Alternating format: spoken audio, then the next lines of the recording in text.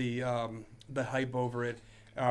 So today, what we're going to talk about is the fallout from that, the knee-jerk reaction that we're getting from our government, from law enforcement, pertaining to and as a result of this massacre. So we're going to start off. Evan's going to give us a little just kind of rundown on what a bump fire stock is, a slide fire stock, what it does, and then we'll kind of go from there.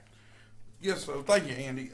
Bump fire stocks, slide fire stocks. Slide fire is the name of the company that actually developed the first one. There again, it's one of those things that, to me, it's a novelty. Bottom line, it's a novelty. Absolutely. It's last Christmas, I was invited to a friend's house. His wife got him one, got him like 500-600 rounds of ammo. We went out in the backyard, we blew it away. Yeah. I mean, it was fun to do. It was just shooting at a few things in the dirt, no big deal. We were doing it safe, wasn't videoed or anything like that. But there again, this guy, this lunatic in Vegas, got a hold of some, and we don't even know if they were used or not. Right. They're still investigating. There's 1,000 FBI agents out there. Yeah. 1,000. And the last time I checked the FBI, they couldn't find a prostitute in a whorehouse. But that I'm going to leave it at that with them. But as far as increase in the rate of fire, a factory full auto AR has a cyclic rate between 650 and 1,200 rounds per minute, depending on the company who made that system. Mm-hmm. And there again, if you're willing to go through 2 or 3 tax stamps, right. Let's talk about the NFA for a second. I don't think enough people understand what that is. That is a National Firearms Act of 1934. Right. I can go in, buy a $1,200 suppressor. I've got to go spend $200 for a tax and wait 9 months for that to come to me. But as long as you're legally able and allowed to own firearms, you're legally allowed and able to own suppressors, full auto even, right, because of the tax stamp, as long as you're willing to pay the tax. There was an individual, I'm not going to mention any names, there was an individual when I was in Little Rock. I got finished training some security agency at a indoor shooting range. Sure. A guy shows up next to me. He just got finished purchasing a 1927 Colt Thompson for $29,995 plus $200 tax stamp on that. Yep. Then, when I meet the individual, he's got an MP5 in there, Navy model. Right. Okay, now he's got a suppressor on it. That's $17,500. Yep. Plus $200 NFA. That's $45,000 worth of guns. Right. Within a year. Yep. Now, he had to jump through some serious hoops to get those firearms. Serious hoops. But as long as he got the money. Right. Well, he's otherwise law-abiding citizen. Exactly. So that's part of the point here, I think, in this discussion is if you can pay to play. You can, if you have $30,000, $40,000, you can own a couple of full auto machine guns, and it doesn't matter, if what your intentions are, you can do it. In the same token here, we have these stocks that anybody can spend anywhere from $100 to $300 or $400 on, and the argument is from the people who are trying to take these things away. The argument is that it does this. It turns a regular firearm into a full auto. So that's the first myth that I want to break. Like Evan said here, the cyclic rate of a military issue M4 or a fully automatic M4, which is what the AR-15 is based off of, you're looking at 600 to 1,200 rounds per minute. With a bump fire stock, you're looking at 300 or 400 rounds per minute. And I'm not saying that's not a lot. I'm not saying that that's more than somebody could just rattle off with their triggers. But that's the other thing. We're not just talking about bump stocks here. We're talking about binary triggers. We're talking about crank mechanisms for triggers. We're talking about any device that increases the cyclic rate of a firearm is what they're talking about banning here. Just to give you an idea, the New York Times came out with an article. It came out yesterday. It says, a bump stock replaces a rifle's standard stock, which is the part held against the shoulder. It frees the weapon to slide back and forth rapidly, harnessing the energy from the kickback shooters feel when the weapons fire. Now, anybody who grew up with semi-automatic rifles, SKSs, maybe an AK-47, knows how to bump fire a rifle, at the hip or otherwise. Basically, what you're doing is you're pulling the rifle forward, pulling the trigger back. And by pulling the rifle forward, it's putting negative pressure against the trigger. So the force of the gun coming back is what's driving the trigger to fire. So basically, you're firing it on the way back, and the force of you pushing forward causes you to fire it on the way forward as well. It's kind of the basic idea behind how it works. And then you go through a magazine dump, of course. So. Hey, Andy, I'm going to interrupt you just for a second. I want to let people know the military M4s shoot 3-round bursts. Right. Now, right. There's a reason for that. You could control a 3-round burst. Right. You can't control a full auto firearm at all. I don't care what caliber. Yep. There's only one company out there that actually harnessed that the right way. And that particular company is Chris Vector. Yep, okay. And those guys got it right. But that was over a 75, 80-year technology that wasn't available back then when people were making the M3 grease gun. Yep. Yep. There again, we're comparing apples and oranges, but we're trying to talk about full automatic. And guys, let me tell you something. I'm a big fan of Geisley triggers. I love Geisley triggers. Don't talk about that. You're going to get them banned next. No. Okay. Yeah. Guys, listen. I'm a hunter. I'm a shooter. Technician. I love light triggers on firearms. Mm-hmm. That's where you get your accuracy from. And it doesn't matter if it's semi-auto, bolt action, lever action. If I can do a trigger job on a gun, I'm going to do a trigger job. Yeah. And it doesn't matter what rifle that is or shotgun. Sure. Even on a slug gun. Right. But there again... But you're not increasing the rate of fire. You're not increasing, no. You can only shoot as many rounds as the trigger is able to be pulled. Trust me. You want to see somebody shoot fast? Give me a 1911 with a 6-inch barrel with a 5-inch slide. Right. Well, so here's where the problem comes in. So CNN, I don't normally cite CNN, but I'm going to go ahead because they're obviously one of the biggest ones here, one of the ones that are getting the word out that people are actually listening to for some reason. But it talks about a bipartisan legislation, banning gun accessories known as bump fire stocks. The rare effort by 20 members of both parties to restrict these devices follows the mass shooting in Las Vegas that left 58 dead and hundreds of more injured. Guns found at the hotel, the Vegas shooter, had been modified with bump stocks, which allows semi-automatic weapons to fire ammunition much more rapidly, similar to the rate of automatic weapons. And it talks about how they're legal, how they... let's talk about that real quick. Why are they legal? Well, we just mentioned it. They're legal because you're not increasing the rate of fire of the weapon. The weapon is not firing any faster than it ever has been able or capable of doing. You're pulling the trigger faster. That's what's happening here. We're not pushing a button and the gun just dumps out all over the place.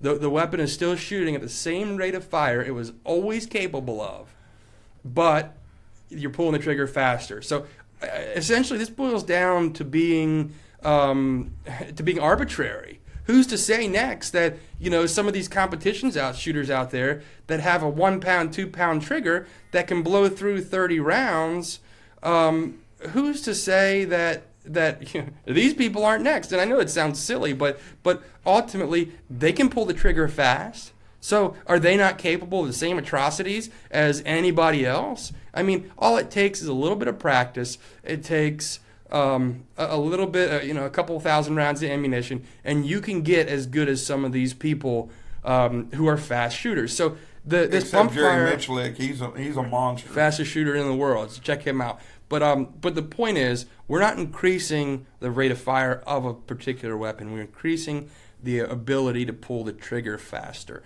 And again, that's arbitrary. It's not going to save any more lives. We've never seen any killings or shooting involving these devices again. And any measure to try to ban or restrict these things is simply a knee-jerk reaction whose only purpose is to take away and restrict our rights, is to take away or restrict the Second Amendment. And I tell you what, folks, it's not going to end here. It's not going to end here at all. So, that's kind of somewhere else that we wanted to go into.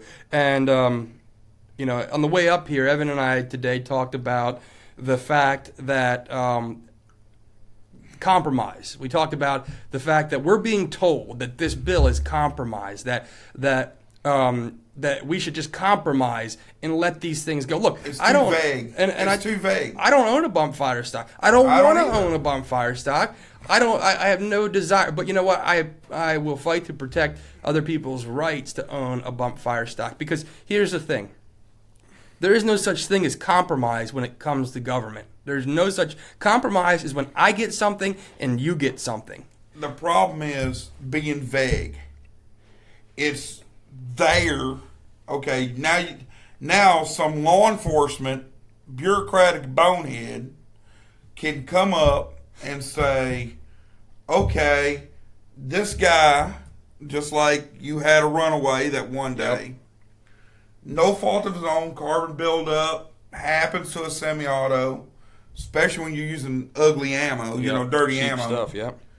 And his rifle went away from him. Well, instead of somebody, an RO or somebody approaching him, they call the law, and he's got to do some explaining.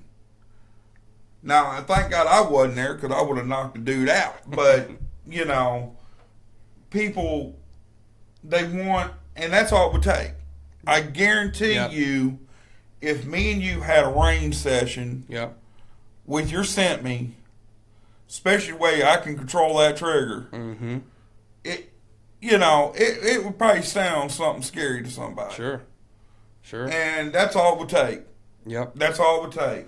So you have to understand what we're trying to do is we're trying to educate people, but I'm also here to tell you that Scott Perry got a real good long email from me yesterday when I heard about this. Well, I didn't know it was called H3999 HR 399. Yeah, HR 399.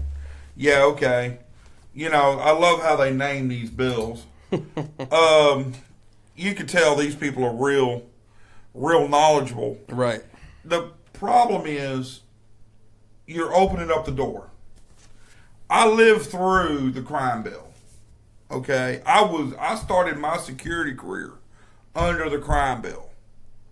And what people forget about in the crime bill, you had Columbine, you had a North Hollywood shootout.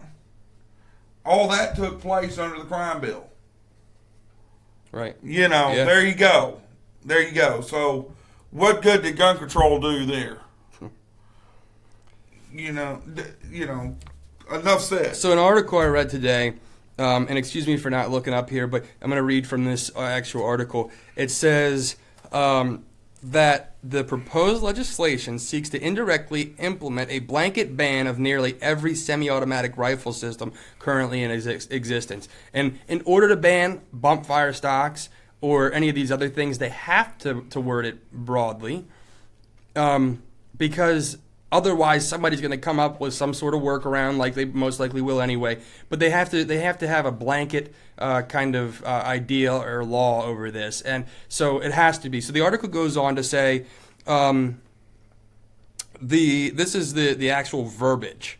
To amend Title 18 United States Code to prohibit the manufacture, possession, or transfer of any part or combination of parts that is designed and functions to increase the rate of fire of a semi-automatic rifle, but does not convert the semi-automatic rifle into a machine gun and for other purposes. So, with that verbiage, it's saying that anything designed to make a semi-automatic weapon shoot faster is going to be banned. Now, I don't know if this is going to pass. I don't know how serious we should take this, but I tell you what, people are talking about it, so we need to listen. This says prohibit the manufacture, possession, or transfer of any part or combination of parts that is designed and functions to increase the rate of fire of a semi-automatic rifle. Okay, so what is the standard rate of fire on a semi-automatic rifle? Again, we just talked about that. It's arbitrary. Evan might be 3 times as fast as I am. So what does that mean? What do we now set a standard that the rate of fire on a semi-automatic AR-15 should be this fast, or do we try individual people and we say, okay, Andy, you go up and shoot this gun as fast as you can in its factory configuration, then you put this device on, and then you shoot it again and see how much faster you can shoot it, and that's going to determine whether or not you go to jail for 10 years? It's ridiculous. It's absolutely absurd. They're going to cut off my trigger finger. It's absolutely absurd. I mean, I'm not as accurate as Jerry Mitchlick, but I can guarantee you I can give him a run for the money. Yep.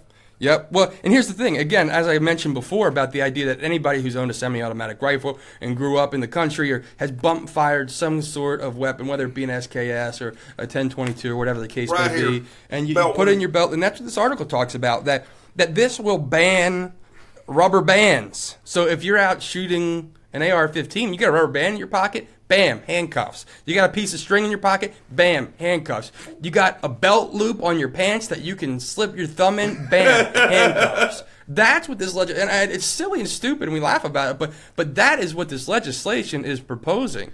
And if we sit there and just take it, folks, it's all over. The next thing, I hate to be the fearmonger that says they're coming for our guns, but if this passes, they're coming for your guns. They're coming for our guns, people. They're Absolutely. Coming. They're coming. Yep. And guys, and all these left-wing libertards that I know that I grew up with that said they don't want your guns, don't believe them. That Brady campaign ain't nothing more than a bunch of gun-snatching fools. Yep.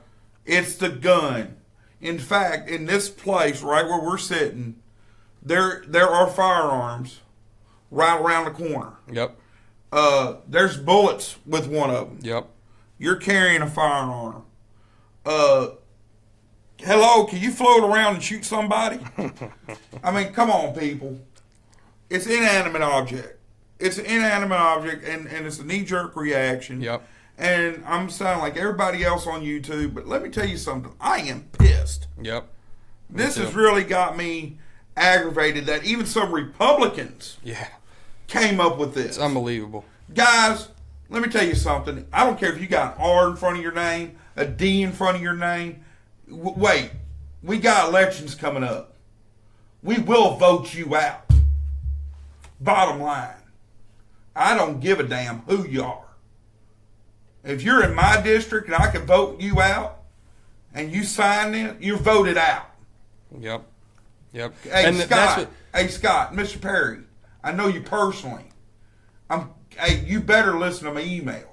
Yep. That's the thing. So you want to know what you can do. So some action items here. Call your senator, call your representative, and tell them that you don't support any kind of legislation taking away or restricting any of our Second Amendment rights. So that's a big thing.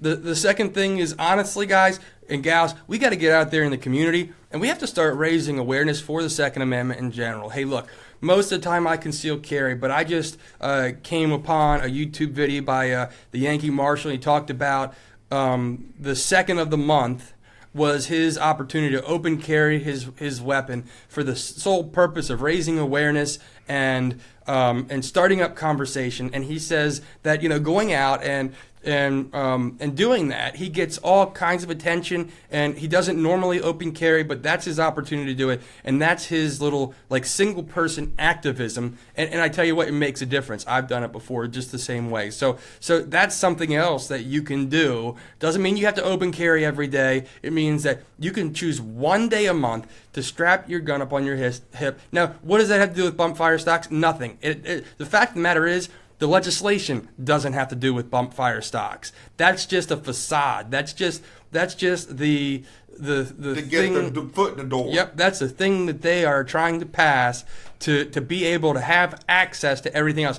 This article that I have here says that possession of virtually all magazines, regardless of capacity, aftermarket triggers, buffers, buffer springs, adjustable gas blocks, and a variety of other components will be immediately rendered illegal through this far-reaching and poorly worded language of this bill. There's no grandfather clause, with only a 90-day amnesty period turn them in. offered prior to enactment of the act. After that amnesty period, nearly every owner of a semi-automatic weapon with a magazine of any capacity would be immediately classified as a criminal. Now, do I think if this thing goes through that they're going to go around and start doing door-to-door gun confiscation? Probably not. They ain't got Probably the not. balls. But here's the thing, though. It gives them the ability to, whenever they want. It might be 5 years down the road. It might be 10 years. It might be 30 years. It doesn't matter. It gives them the ability. And if the next crisis presents itself to be conducted with an AR-15, and instead of 50 people killed, there's 100 people killed, you better believe that these same people who are caving and compromising, so to speak, are going to go after the semi-automatic AR-15s as well. Because after all, who has to own an AR-15, right? As you see here, we got a couple ourselves. But, it's just...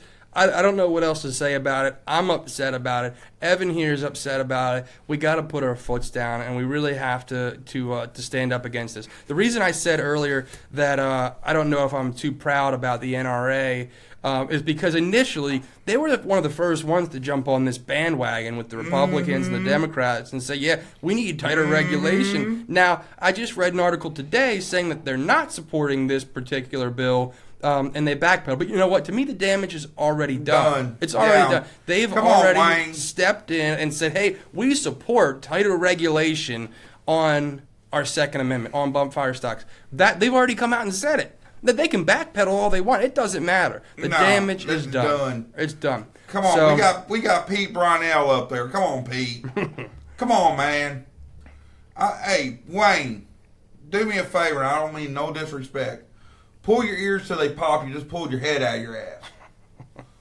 I'm sorry. That's my Marine Corps growing up, coming out. But you guys, listen.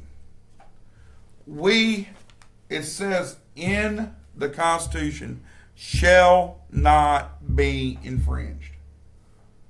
Period. I should not have a concealed carry permit. Sure. Yeah. I should not have it. It should be constitutional carry across board. If I want to open carry, which I did most of the time on duty, it's nothing new to me to open carry. Sure. I open carried more in my security career than I ever did conceal. Mm-hmm. And you just, people, come on. Guns are inanimate objects. Bottom line, you're going to hear this till you're blue in the face. And I don't mean any disrespect to anybody out there doing public service. I understand the knee-jerk reaction. I mean, come on. The security guard in Vegas shot himself in the GNR test. Supposedly, right. Yeah. Oh, the GNR test showed gunpowder residue on his hands. You don't get that unless you handle a firearm. Right. And you got to be shooting. Yep. You know, come on, man. Well, and that's another part of the point here is that the blood, excuse the expression, but the blood didn't even dry, and this bill was already on. It was already on the table. It was and already they there. shelved the Hearing Protection Act. They shelved the Hearing Protection. Something that could have been beneficial to the country as a whole, people who live in urban areas, people who live in neighborhoods and communities that still have the ability to go out and shoot this. So they get rid of these things that are, or they table these things that are useful, that could actually help and support the Second Amendment, and now they're trading them for things that will be a blanket breakdown of the Second Amendment. And mark my words, people, mark my words, it is that is the end game here. That is what they're trying to do. I hate to be a fearmonger, but if you read the verbiage of these proposals, they're too vague. They're just vague. Yep. And it's interpreted, like I said, and then all you got to do is have some libertard wearing a badge and gun. Yep. Or some rhino Republican. A rhino Republican, John McCain.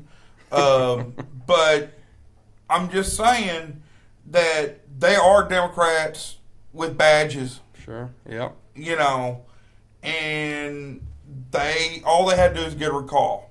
Right. That's all they got to do is get a phone call and go out there. And next thing you know, now you got to get a lawyer and explain yourself. Yep. They got a reason also. Now they got a reason. Yep. And, as somebody who has open carry, that I've experienced that before. I've had police officers who are 100% supportive, who'll shake my hand and will thank me for open carrying to exercise my rights. And then I've had police officers who give me a hard time about it, even though it's my right. I've had an out-of-state police officer when I was at a flea market a couple years ago who had a booth up there. He came up to me and told me, he asked for my permit.